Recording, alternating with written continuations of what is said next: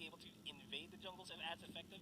Possibly, possibly. If this is a support Popol and Koopa, but he went for an Avarice, so he might be a support emblem, but with a an attack or a core itemization here for this Popol and Koopa. But look at this, ladies and gentlemen. Aura PH now in the lead with 1 point against Blacklist International.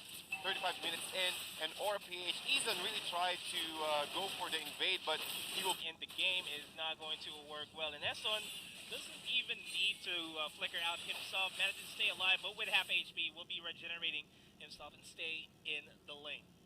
But I think that's a very reasonable attempt for Eson because once you're in the jungle area, your monster or the jungle creep will their HP will increase. It really depends on how many heroes were there. So I think that's the main idea why Eason decided to go deeper onto the orange buff of Aura PH. But look at this, Aura PH now just able to clear out the wave and also the jungle area quite easily, and then they will transition into the top lane, making sure that they will apply the same strategy that they made earlier.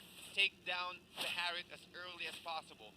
Defend the main energy shield of this top lane. Yeah, and as we see right here, already being level 4 this wise, will be able to get a lot of information with the Mountain Shocker as to where the rest of Aura is as we speak. But Oh My Venus is doing a good job just keeping Greed and JP at bay, while Izan, still not level 4, will be waiting for an opportunity to use the Fatal Links effectively. And I feel like the synergy of all the ultimates whenever they're going to go into a full-on combo will work well for Blacklist International if they time everything correctly. I completely agree. And then go for a team fight, go for a full team fight as early as possible, just like so. But Ethan here is still not level 4, and Aura PH was a little bit way too late for that turtle pick. Yeah, way too late, but it's worth it to an extent because they don't lose a member off that turtle attempt to steal it. But the ejection from Greed, from Felicia, makes sure that Greed is all safe and sound. As Oh My Venus dishes out a lot of damage onto Greed. Indeed. Over in the mid lane. Yeah, look at this. The movement speed, the Soul Bloom nerf. I think it's a nerf instead of a balance there for the Matilda. It will also divide the damage from the Soul Bloom. There's a big chance that the one of the Soul Blooms or the Wisp will go into the minion. Not completely all of the Soul Blooms will go to the main hero. So I think that's a big problem here. However, look at this. Oh My Venus just going for a static lane here, trying to get his items as early as possible, taking advantage of the Avarice, but Benikuri already has it. Felicia eyeing out Oheb, but not expecting Essen to be in position himself. And here comes the two-man Fatal Link. First Fatal Link that we see today with the Zalon Force as well. Deadly Cash will be thrown out, and Benikuri will be the first one to fall down here. Next up in line is going to be Greed, but Felicia falls down on the hands of Oh My Venus, and the flame shot misses thanks to Greed's flicker. Wow. That was a well-timed flicker there from Greed, just making sure that there will be no chance for Blacklist International to get that pick off. However, Oheb also uses Zaman Force perfectly, but we've seen the whole scenario here. Fatal Links into a Zaman Force. Zaman Force, yes, he does have the slow, but they don't have that much damage. Wise is still farming, still getting his items as early as possible, but you want to do that kind of setup as at least 3 members were there. Well, there was a chance that they are able to take down Benikuri, but what happened last game 1, right? So Izon just needs to make sure that he's able to use his ultimate properly. Look at the damage there, almost quarter HP with just 1 Soul Bloom from Greed. And as we speak, the turtle will be forced out here by Aura PH. But then again, over in the back lines, the Blazing Duet and Greed popping the ult will dish out a lot of damage themselves. Blacklist International not in a good spot here in this turtle fight. As Emperor takes down Reflection, the turtle will fall down to the hands of Aura PH. Still, that is a 1-for-2 trade for Aura, including the turtle. But still, 1 for 2, still in favor of Aura PH. That was also a nice disengage, a nice decision from Aura PH. Okay, we're able to take down the turtle. That's the main objective. We're able to take down 2 and stop the main core from farming. we need to get out of here. We don't need to fight anymore. Let's just give some space for JP to get at least one more core item, since he also went for, he's the one who took the turtle buff, so I think the discipline from Aura Page. Look at this. One circling eagle plus the BMI. Atlas saw that he's using the blazing duet, immediately uses the fatal links, and then Benecutie immediately uses the deadly catch as well. So there's no space for Blacklist International to fight within that area. That's also one of the best ways for them to move out some spaces here. And that instant replay is brought to you by Oppo A94. Experience gaming at full speed with Oppo A94. Available starting March 26th in Oppo concept stores, retail partners, and e-com platforms. And now we're seeing just how good the composition is for both of these teams this time around. It's harder to call which team is going to come out on top, considering the fact that we're only 6 minutes into the game, and not a lot of leads here from anybody, for that matter, as Kilowash gets taken out by Wise with a snipe. Accidentally catching his down force will be popped over the top lane to try to take down Benecutie himself. And the fatal link onto the turret. Benecutie will be forced to run away. Rafflesia low on HP. Here comes the blazing duet by Green and Oheb. And Esson will fall down finally. Oh my Venus is also there trying to wait for JP, but JP got Oh my stunned. Venus. Oh my goodness. Oh my Venus will manage to secure the kill onto JP. We'll get a onto Green. That did not go into plan for Aura PH. Wow, patience is a virtue, says Oh My Venus. We're gonna pick you up. I'm gonna pick you up one by one with the use of Koopa, and with that, you're able to turn things around. Yeah, you were able to take down 2 members, but we're able to take down 2 of your main core, and also gave some time for Wise to steal or sneakily take that turtle away from Aura PH. That was a perfect usage or perfect discipline there from Oh My Venus.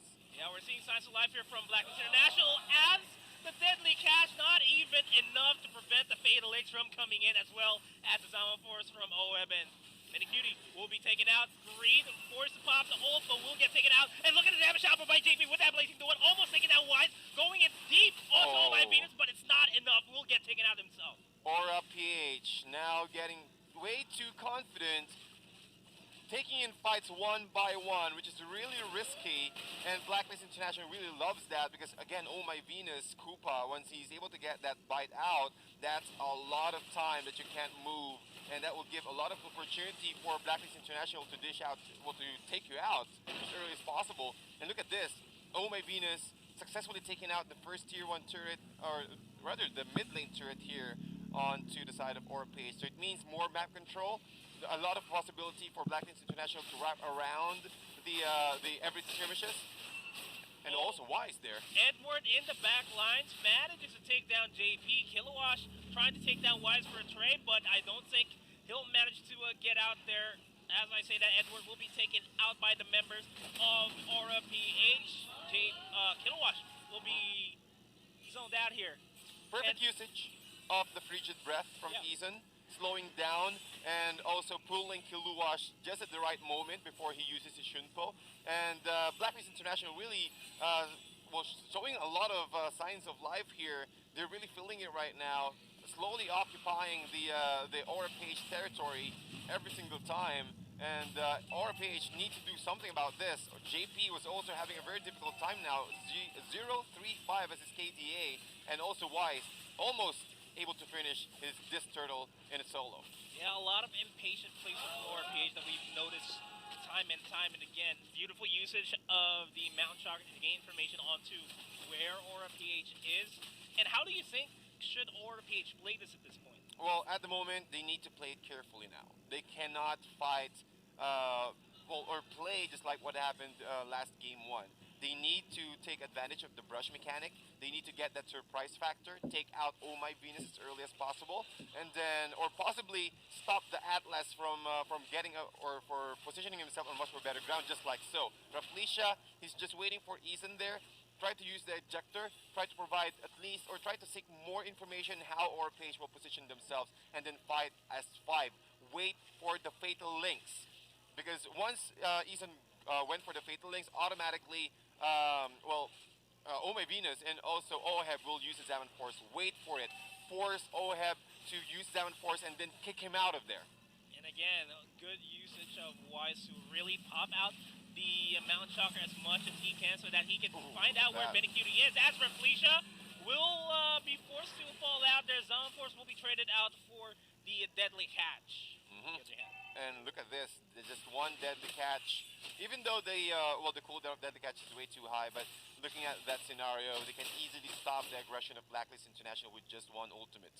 And Benecutie not really having a very good time here. 022 has his KDA, but he still has the mystery shop. I saw him earlier purchasing the Clock of Destiny, and I think he just needs one more, or rather, I think he went for a Winter Truncheon also. Oh no, Kilowash managed to do his job. He's getting a lot of members from Blacklist away from the mid lane, and he did also manage to take that turret over the top lane. That's already more value than he wanted to. It would be better if he made it out alive there. But as the Lord has spawned, it is a Luminous Lord, about to be a Luminous Lord for that matter. Blacklist International will have an opening here. I think they will not wait for the Luminous Lord anymore, okay? Unstoppable Force. Oh, Felicia will get taken out, and Aura, 2 members down. This First Lord will have to be given away, and Greed will be taken away as well, unless Edward not managing to secure the kill. Benecutie hiding in the brush, waiting for anybody to show themselves here, as Greed is forced to pop out the ult, try to give out a lot of damage onto Edward, but not going to happen himself. That's the Lord down, 3 members falling down inside of Aura PH. A lot of pressure from Blacklist. Aura PH now at the side of their seats here, really having a difficult time how they will play it out, because Oh My Venus's Popol in Koopa, the Bite M Koopa, and also the traps are really making it difficult for them to position themselves. Well, it's only Reflecia who can check the brushes, but with the Mountain Shocker, Blacklist International can easily find or gather information, and I think and they will push the turret as easy as that with the help of Koopa as well, and also the blood passive from YSS, along with the Lord.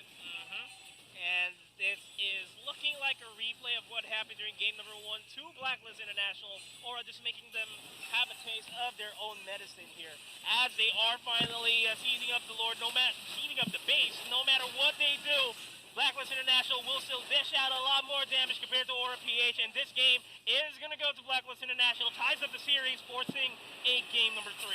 Fight fire with